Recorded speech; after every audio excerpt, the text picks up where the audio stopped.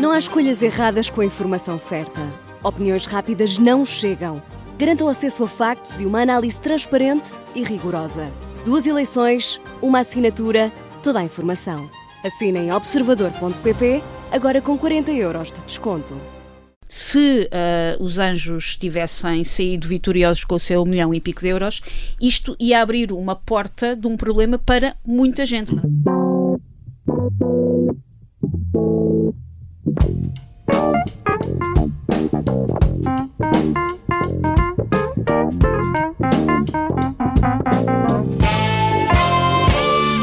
Sejam muito bem-vindos a mais um Pop-Up, o único programa no espaço mediático português em que o painel fixo de comentadores é móvel. Não conhecem outro programa assim. Esta semana, na ausência do Bruno Vieira Amaral e do Pedro Buxeri Mendes, que obviamente não estão aqui porque têm coisas urgentíssimas que precisam de resolver, temos connosco a Joana Stichini Vilela e a Susana Romano. Obrigada a ambas pela vossa ilustre presença. Vocês são aquelas pontas de lança. Obrigada. Sim, Sempre prontas. somos o José Figueiras deste programa. Não esperava. E, obviamente, temos aqui alguma classe. Temos a Maria Ramos Silva entre nós, não é? Em cima da mesa. Bem-vindas aqui às nossas... Felizmente. Está tudo tão... Onde é que isto iria parar? Para as suburbanas não arruinar isto, não é, Tiago? Não fui eu que disse. Em cima, atenção, a Maria Ramos Silva tem um lado suburbano, mas é um suburbano não é um mais lado, rural. eu tenho todos os lados. Mas é mais rural. É rural. E o rural manda um certo chique, como vocês sabem, não é? Tu já és ribatejana?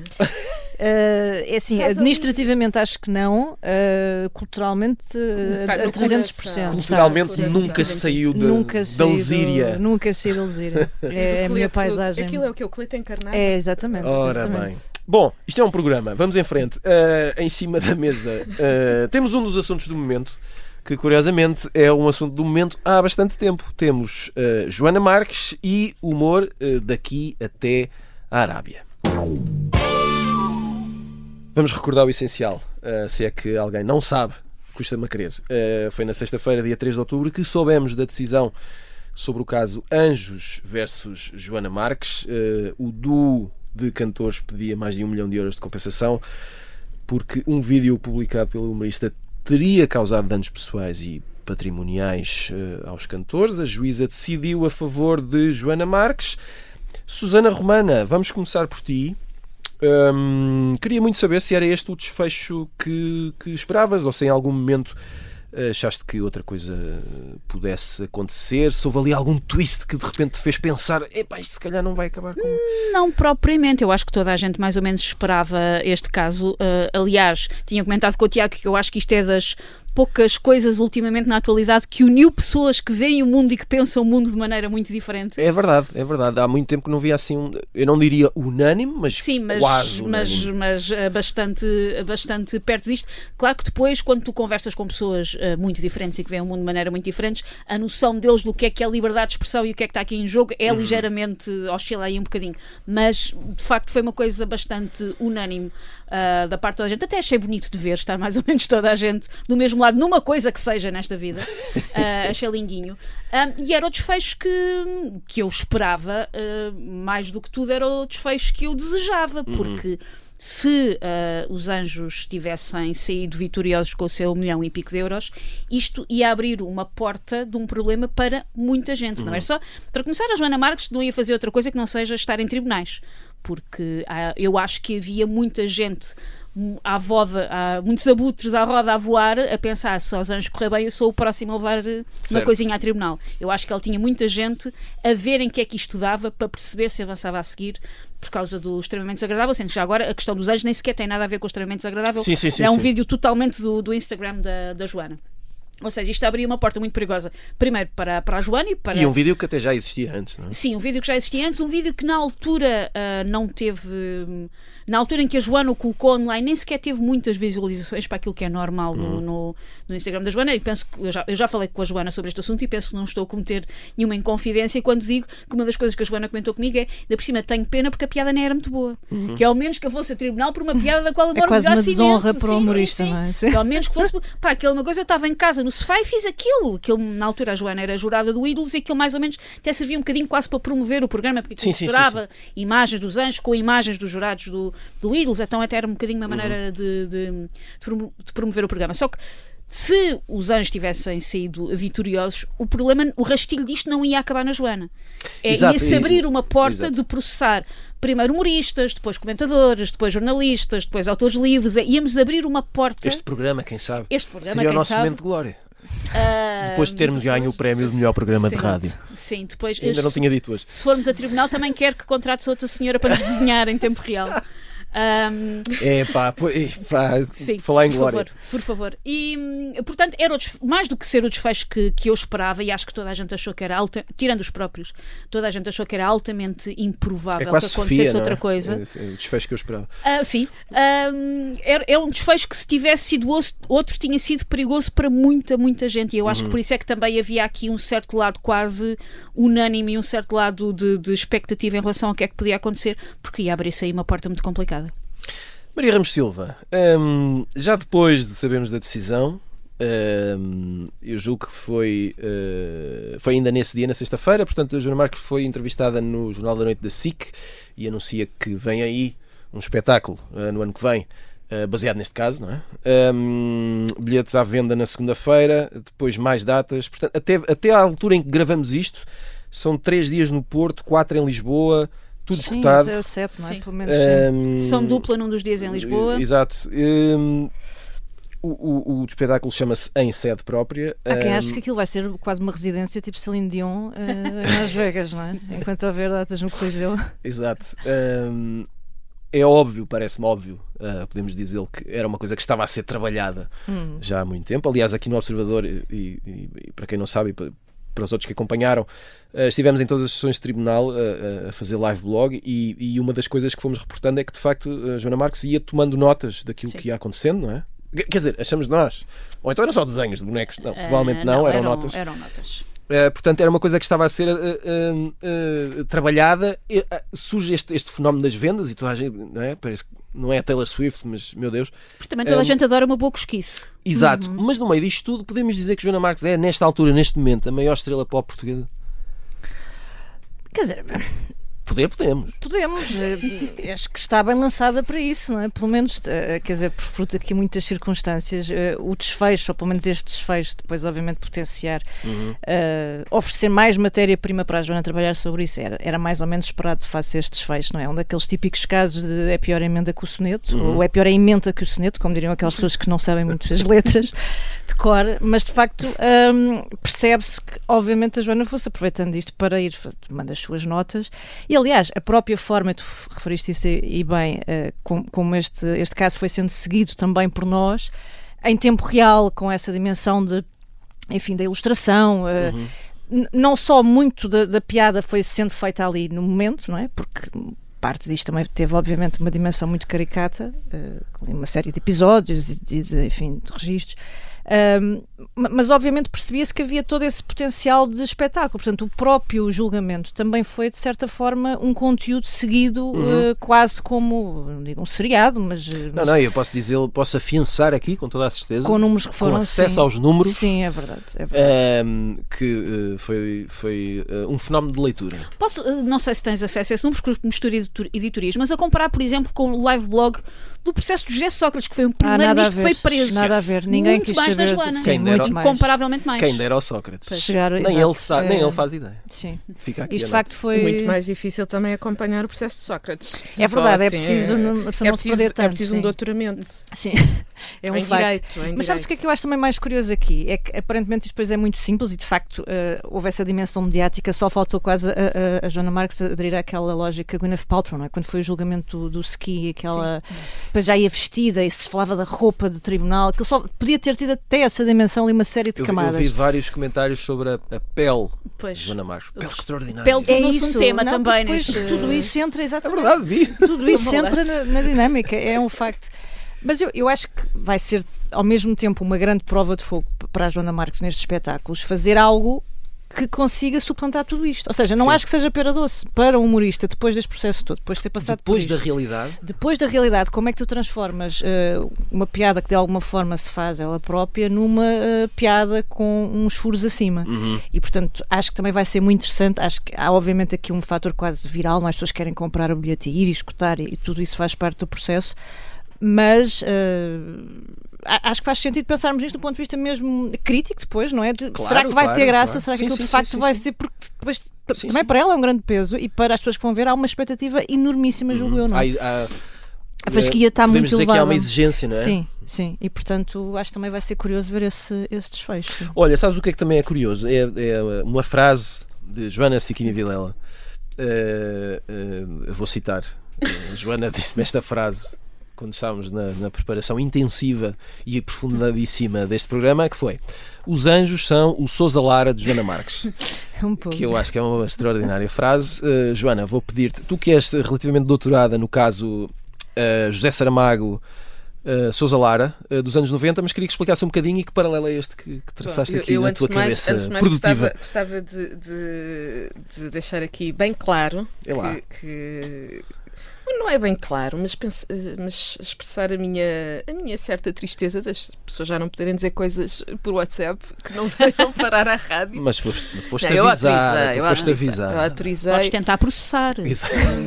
Não, aliás, eu ia dizer, na verdade não é José Saramago Sousa Lara, é Sousa Lara José Saramago, não é? Porque parece que se fala primeiro da pessoa, é Anjo Joana Marques e não Joana Marques Anjos. Recordando rapidamente o caso, eu não sou doutorada no caso, mas fiz um artigo, um longo artigo. Mas quem quiser pode ver em observador.pt, já tem alguns anos, mas está muito bem explicado. Mas acho que a história não mudou desde então. Claro. Tirando a filiação política partidária, aliás, de Sousa Lara, que na altura era do PSD, aliás, era subsecretário de Estado da Cultura. Na altura não havia Ministério da Cultura, havia uma Secretaria de Estado. O secretário de Estado era Pedro Santana Lopes e Sousa Lara era subsecretário de Estado. Hoje em dia é do ADN, não do nosso ADN, do partido ADN. Na qualidade de subsecretário de Estado, que era um cargo em que o Sousa Lara, quando eu o entrevistei, disse claramente que não queria estar, era daquelas rasteiras que lhe tinham pregado. Ele era um tipo da defesa e achava que ia para a defesa, mas depois houve ali umas gigas-jogas de bastidores e ele, aborrecido, lá foi para a cultura. E é nessa qualidade, passa por ele um despacho para um prémio europeu em que há uma lista prévia de candidatos portugueses. E ele vê lá na lista, um dos nomes que aparece é José Saramago com o Evangelho segundo Jesus Cristo. E ele diz, nem por cima do meu cadáver. E ao que eu lhe pergunto, mas tinha lido o livro? E ele, nem preciso.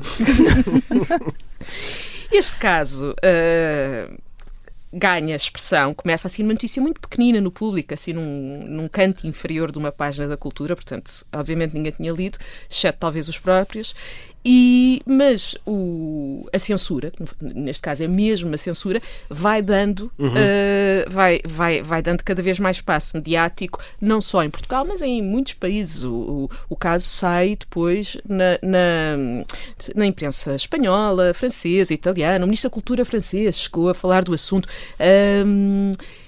E era, porque no fundo é um representante do governo, portanto é o governo a censurar um escritor.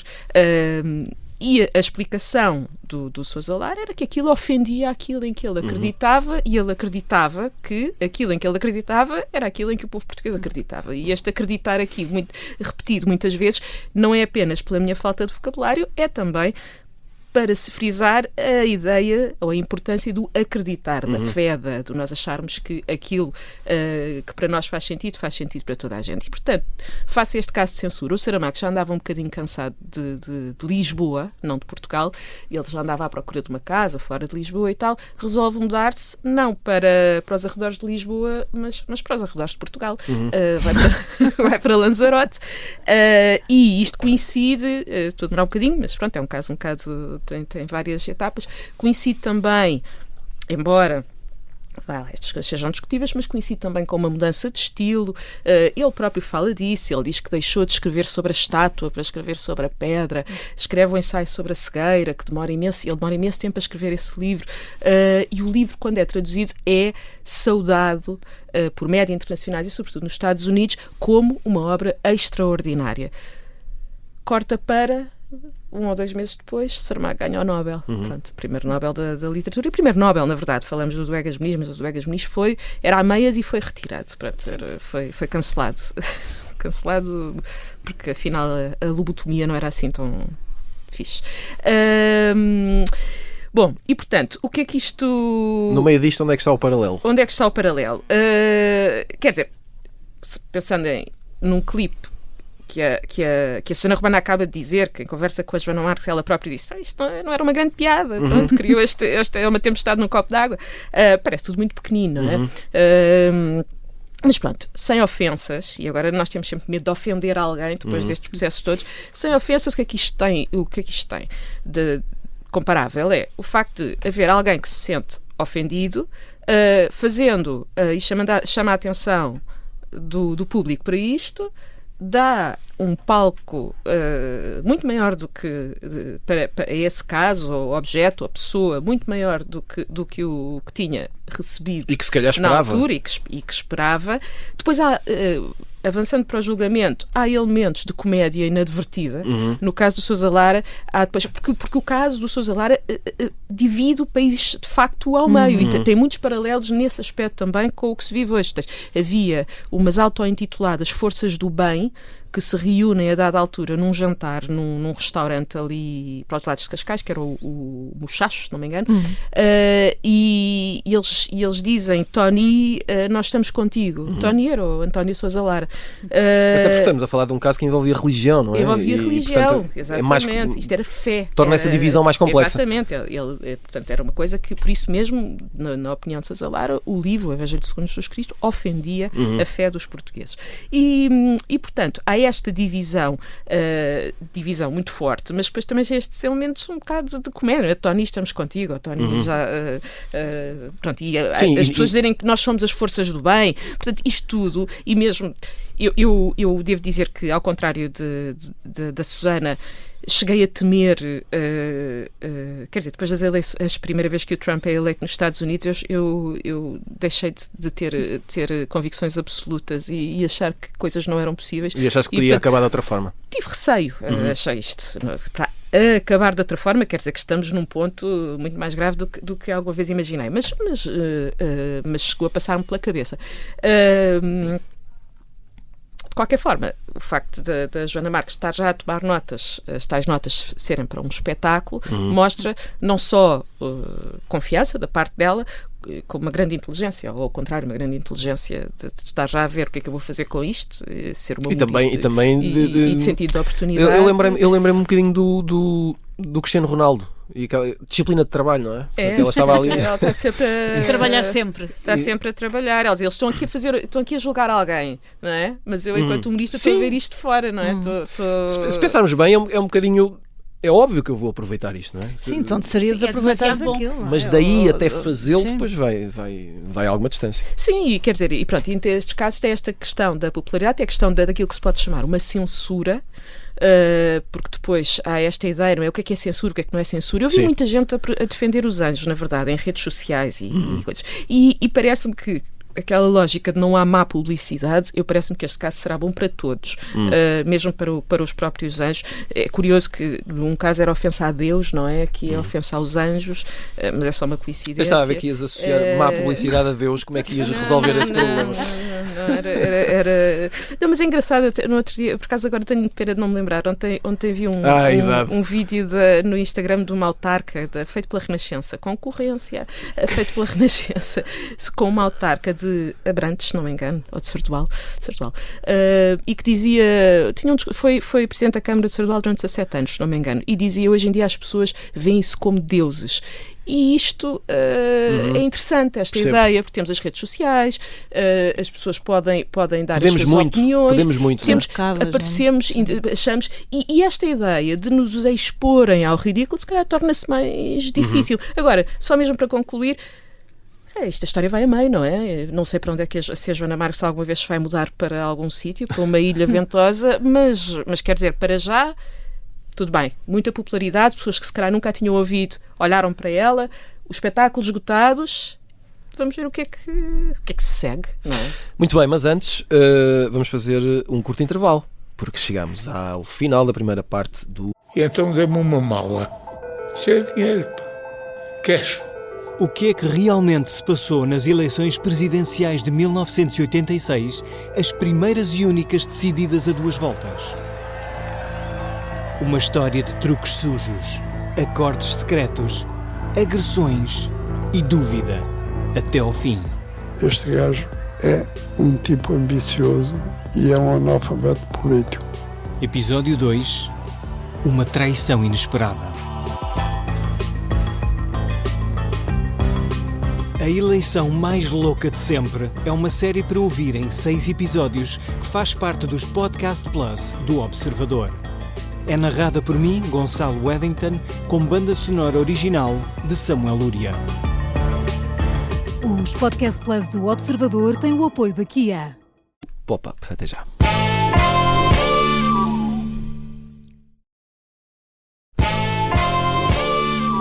Estamos de regresso ao Pop-Up com Maria Ramos Silva e esta semana também com a Joana Stichini Vilela e a Susana Romana, nossas companhias habituais que estão aqui. Vamos explicar, que é para as pessoas só apanharam agora no intervalo. Bruno Vieira Amaral e Pedro Buxerimentos estão temporariamente ausentes. Calma. Esta semana estamos a falar sobre Joana Marques, sobre o desfecho da ação judicial movida pelos Anjos contra a humorista, mas não só. Teremos mais para discutir em volta deste tema. Susana Romana, até que ponto esta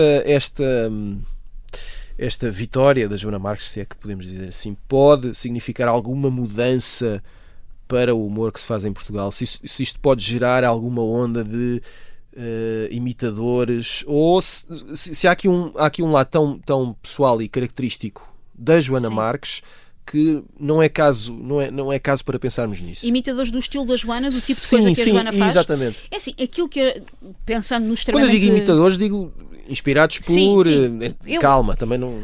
Eu acho que a Joana é uma das... Ou seja, olhando para a história do humor em Portugal, eu acho genuinamente que a Joana é uma das grandes. Ou seja, eu acho que tu vais sempre também olhar tem alguma graça. Tem pequenita, não é, filho? Mas vais ter sempre a fase do Rolson Nádia, e eu acho mesmo que quando tivermos distanciamento para tal, que ainda não temos, que esta será a fase de Joana Marques. Por isso é um bocadinho inevitável que ela acabe por, se calhar, influenciar o estilo de outras pessoas. Aquilo que a Joana faz, focando no extremamente desagradável, porque ela é mais conhecida e as pessoas acabam sempre por associar todas as outras coisas que ela faz ao género de discurso e ao género de metodologia, se tu quiseres, do extremamente desagradável. O extremamente desagradável, no fundo, é muito parecido a uma coisa que já se faz na internet há algum tempo, em termos de formato puro e duro, que são os reacts, que é tu pores um vídeo de outra pessoa a dar e ires reagindo às partes daquele vídeo que por algum motivo te chamam a atenção. E captares essa reação e mostrares. Exatamente. E no fundo isso é mais ou menos aquilo que a Joana faz, com televisão, com podcasts, com redes sociais de outras pessoas, é estar a reagir a um apanhado de coisas. Mas depois há o depois. Ao depois, mas se quiseres só pensar em termos de fórmula... De fórmula, sim. É só isto como se isto fosse pouco, não é? Sim, de estrutura, até porque a Joana é extremamente obsessiva a trabalhar e nota-se que ela ouve tudo, vê tudo, anota tudo, aquilo dá muitíssimo trabalho, acho que muitíssimo mais do que possa parecer à primeira vista. Mas, enquanto formato, aquilo é ir reagindo aos... vou-lhe chamar disparates das outras pessoas. Sim. E isso é uma coisa que já se fazia antes na internet e que eu, quando ando pelas redes sociais, pelos TikToks e por isso tudo, vejo cada vez mais pessoas a fazer. Ou seja, eu acho que nesse sentido, sim, tens os primos, tens o plágio da Mafalda Creative e da Mariana Bossi, e tu tens já muitas coisas agora de também vamos pegar naquilo que as outras pessoas estão a fazer e de alguma maneira gozar com isso e reagir a isso. Por isso eu acho que esse caminho no humor, que já existia antes da Joana, está muito cimentado por aquilo que a Joana faz. E vai chegar uma altura...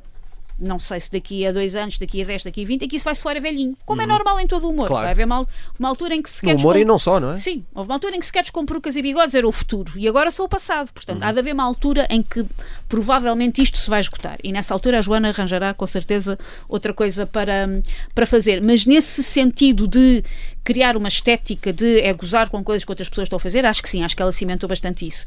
Depois, aquilo que eu às vezes noto em alguns meios é que já é dito, por exemplo, se eu estou a escrever uma gala de um programa de televisão que vai dar em direto, já assim à boca pequena do veja lá o que é que dizem para isto não ir parar extremamente desagradável. Anda ali entre a piada e o receio genuíno que as pessoas têm, e eu acho que... é como independente no final dos anos 80 e início dos anos 90. E eu acho que o extremamente desagradável está, se calhar, a lançar um bocadinho em pessoas que se sentem que de alguma maneira estão mais expostas, está a lançar um bocadinho o receio do ser cringe, como se diz agora.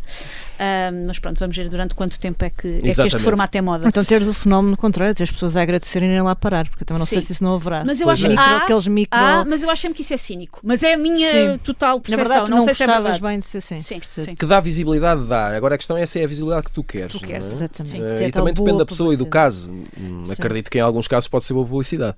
Maria Ramos Silva, uma das coisas que te anda a ocupar a mente é uma eventual, e aqui não sei se é mais na internet, é tudo Parece sempre uma mais coisa na internet, não é? Que é, o que é que não é na internet? exato, não é? que é uma eventual confusão, eventual não, Sim.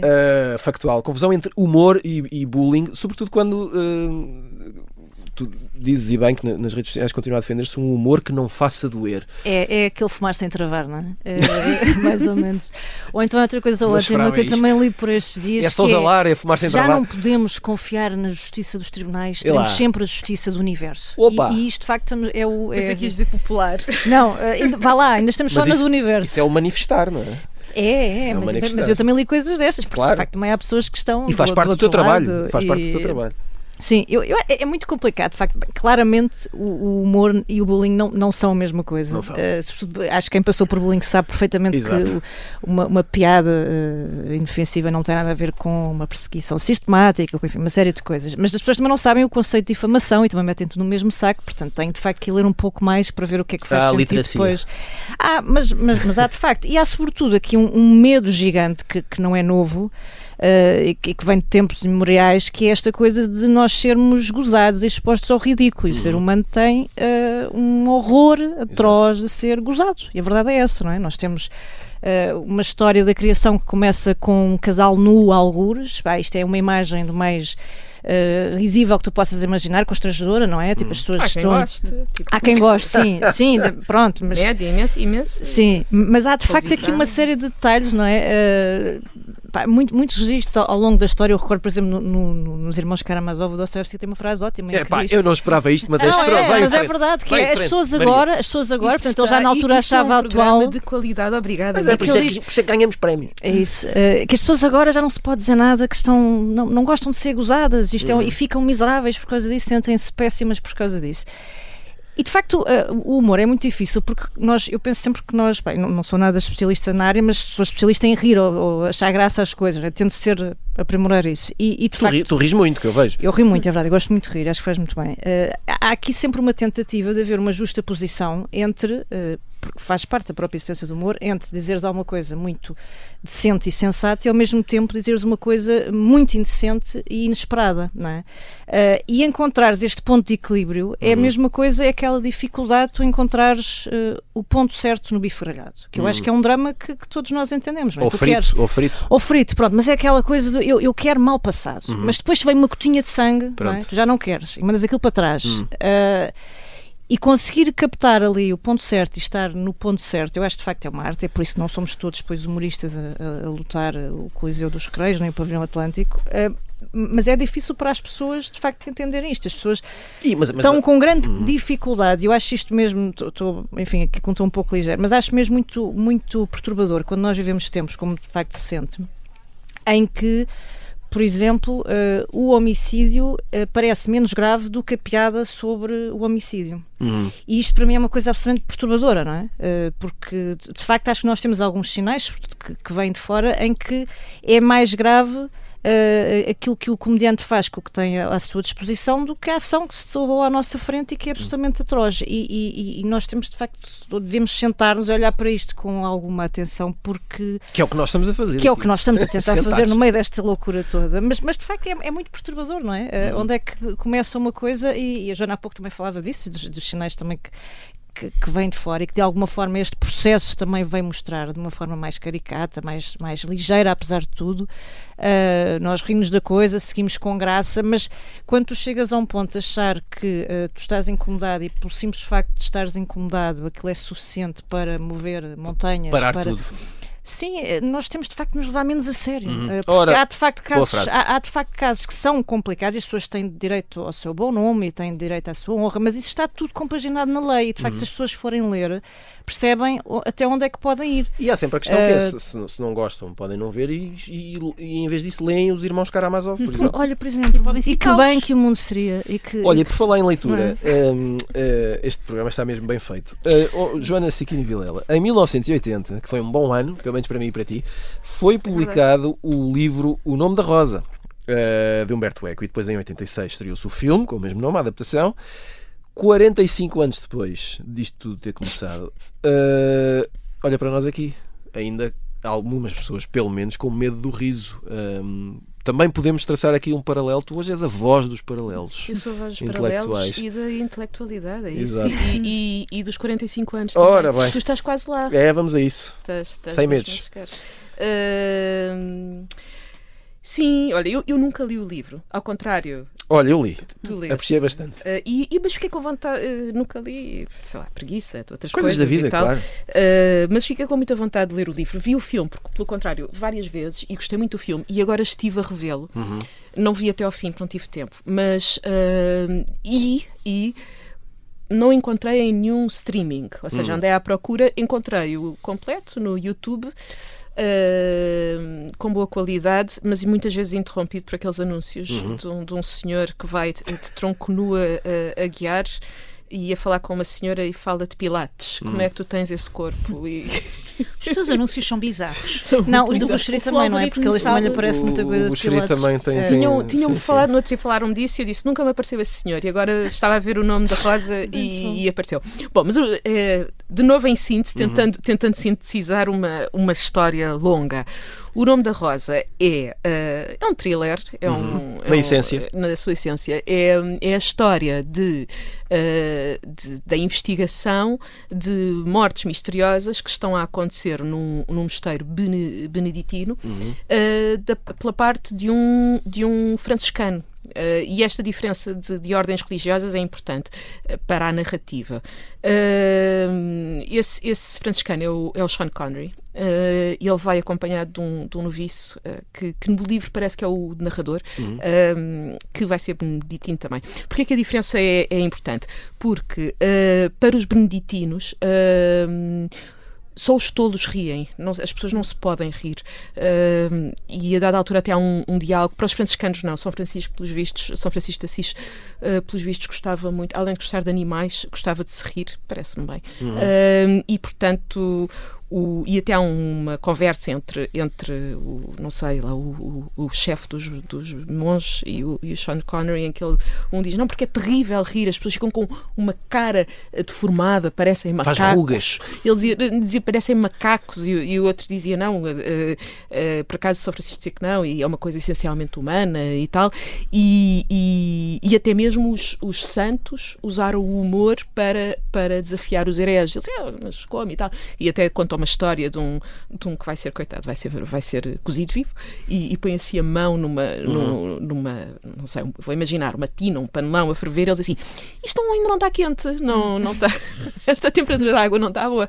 Bom, estes crimes têm a ver, de facto, com o riso e com um supostamente desaparecido livro de Aristóteles, em que ele descreveria, embora uns defendessem que nunca tinha existido e outros defendessem que estava desaparecido, e ele defendia o riso como caminho para a verdade. Pronto, este é o enredo, vão morrendo pessoas, um deles é um tipo que faz, um rapaz que faz ilminuras, depois outro é um tradutor do grego, depois, e eles vão investigando com uma dedução,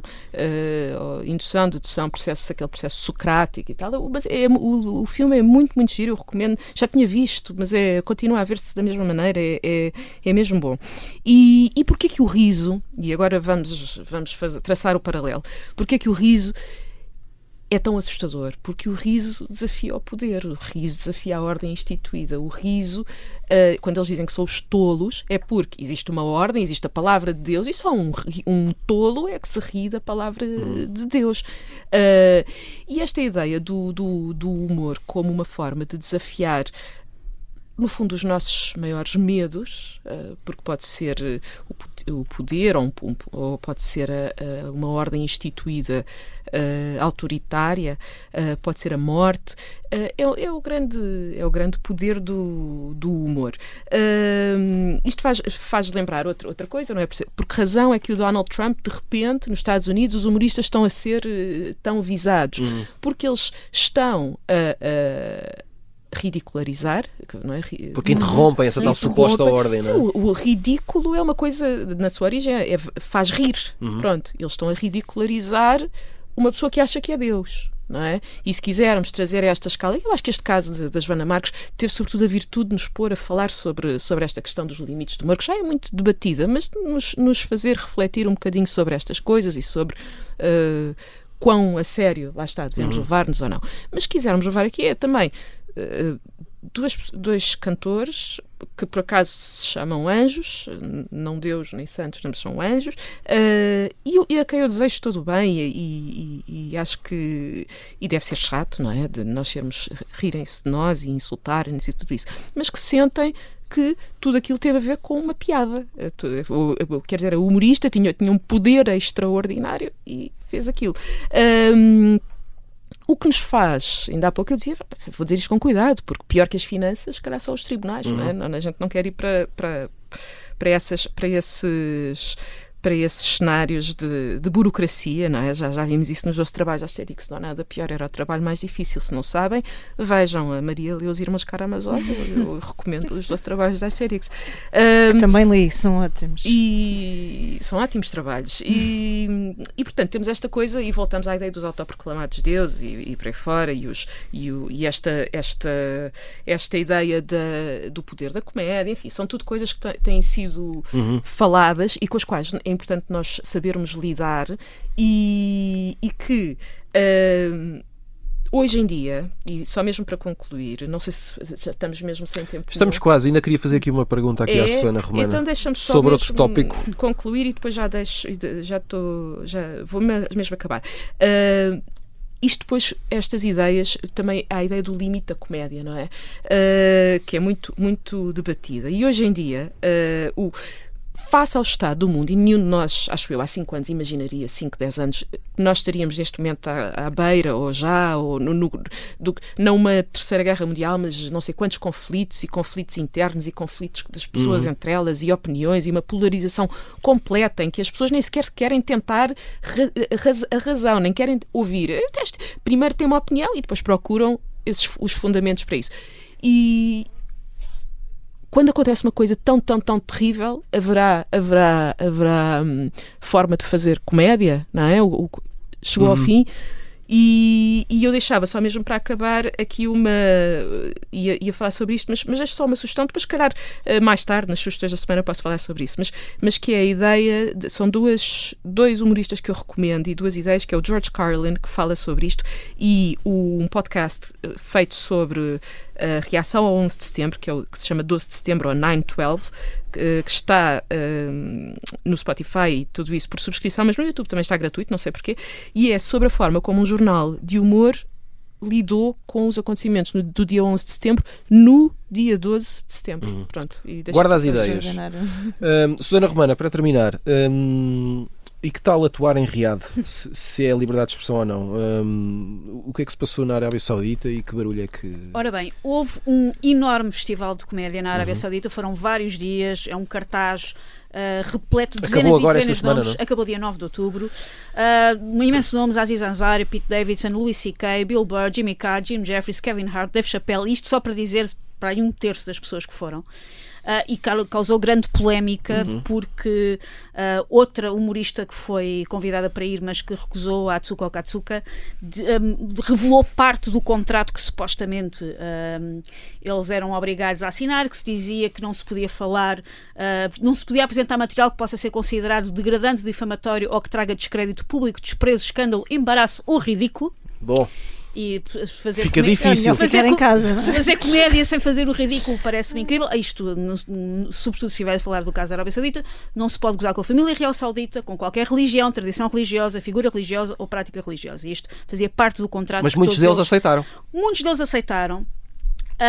Deixa-me só fazer antes o à parte de que comediantes e outros tipos de artísticos, músicos, por exemplo, a atuarem para regimes de ditaduras é o que sempre houve. Sim. É constante. Não é novo. Não é de todo novo. Normalmente é feito um bocadinho mais pela calada. Isto aqui é um grande festival. Exato. Que foi muito divulgado. Há imagens de pessoas da família real árabe a ir buscar os comediantes ao aeroporto e a dar-lhes ramos de flores. Isto foi uma coisa muito pública e muito visível e que tem claramente uma função. Se o Mundial do Qatar teve a função de sports washing, isto é a função de comedy washing, é tentar mostrar uma Arábia Saudita que não é bem real, mas passar-lhe ali um paninho de veem como nós afinal até e que estará numa eventual deixamos de entrar processo humoristas. de transição de alguma coisa, enfim. Eu acho que isto é para fingir que está num processo de transição. Exato. Que na verdade não está, mas é a minha opinião, tenho que admitir que nunca fui à Arábia Saudita. Eu quando estava, eu já sabia do festival, o festival causou grande polémica, mas estava a ler um bocadinho mais de coisas para me preparar para hoje e encontrei uma reportagem da BBC em que as pessoas que foram assistir ao espetáculo, alguns deles aquilo que hoje em dia se chama expat, ou seja, alguns deles estrangeiros a viver na Arábia Saudita, mas outros nativos do próprio país, que deram a entrevista à BBC no final, deram todos com pseudónimo.